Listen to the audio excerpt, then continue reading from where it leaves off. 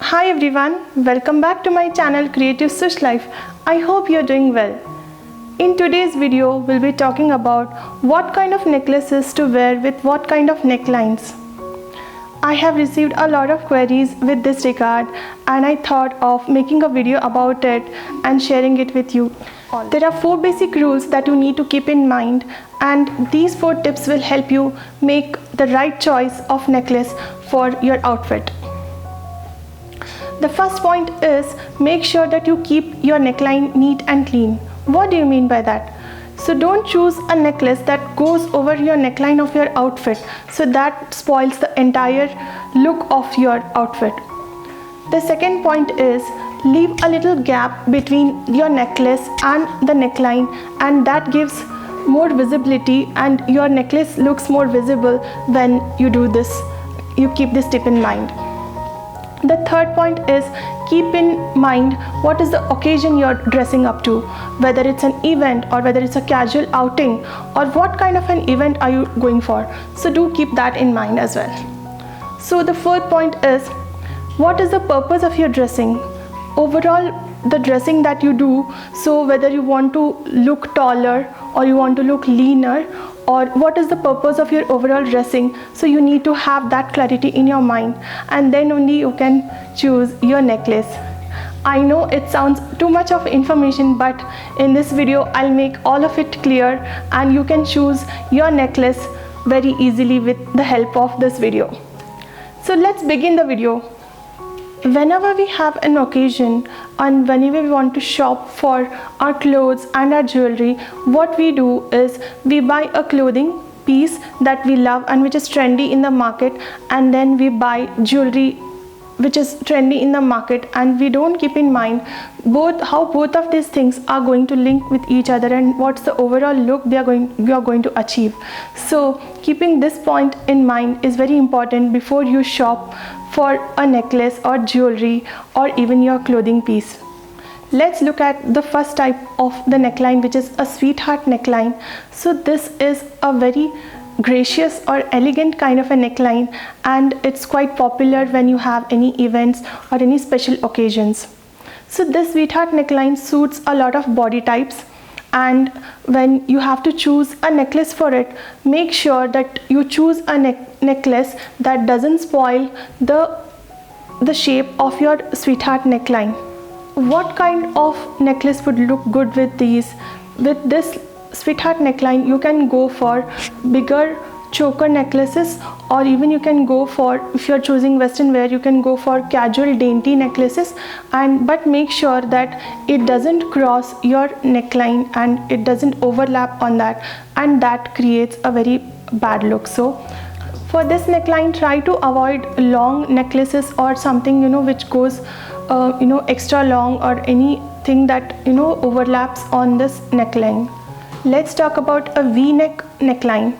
So this V-neck neckline you can create with a lot of casual wear. So mostly in casual wear we have this kind of a neckline, but even if you're going for an ethnic wear with a V neckline, then you can opt for a necklace which falls in that V shape, and it also, you can choose a heavier one also in that, so that's no problem, but make sure that at least there's a little gap between your necklace and the neckline where it is starting from. So do keep that in mind. With V-neck necklines you can also choose round chokers, but again make sure that if you're choosing a choker that doesn't fall on your V and spoils the shape of that V neckline.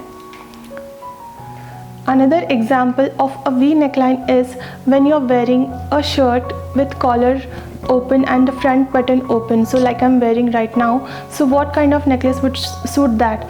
Again, see, I have worn a dainty small necklace would look very nice with this neckline, but make sure that it falls in between the neckline and doesn't overlap on your neckline, which that gives a bad look.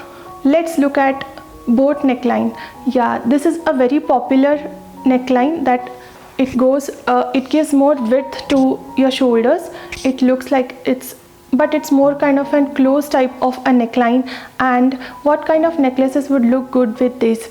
Here you need to keep in mind that you can either avoid wearing jewelry altogether because your neckline is already covered. Try to avoid wearing any jewelry for both neckline and go with heavy earrings or heavy Mang Tika set with the earrings to complete the look. If you have to and must to wear a necklace, then look at the pattern of your dress and see if it has any heavy work on the neckline. If it has a heavy neckline, then avoid wearing any necklace with that neckline, otherwise it looks too overly crowded, so try to avoid this. The next neckline is off-shoulder neckline. Now nowadays it's quite in trend, the off-shoulder neckline, and almost all kind of jewelry would look great with this neckline, but I would say that you can try to avoid a long necklace. So a long necklace would go and spoil that look of your dress. Again, you need to make sure that your top or the outfit that you're wearing has very less print, and if it is plain, then you can go for dainty necklaces which are long, but try to avoid in case it is too long. So any choker or any heavy jewelry you want to pair with it, then it looks great with this kind of a neckline. The next kind of neckline is a scoop neckline. This is a very popular neckline and very much in trend almost all the time.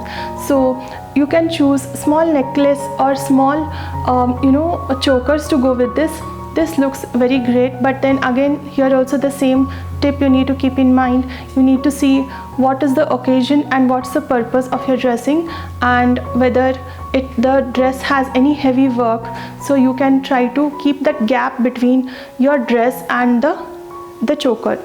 Next, let's talk about the round neck. So round neck is mostly found in the western wear. So when we wear the round neck t-shirts or the round neck the dresses, that t-shirt dresses, or even the long dresses that we have, so you can opt for dainty jewelry to go with all the western wear of whatever western wear outfits that you have, so that looks very neat and very chic.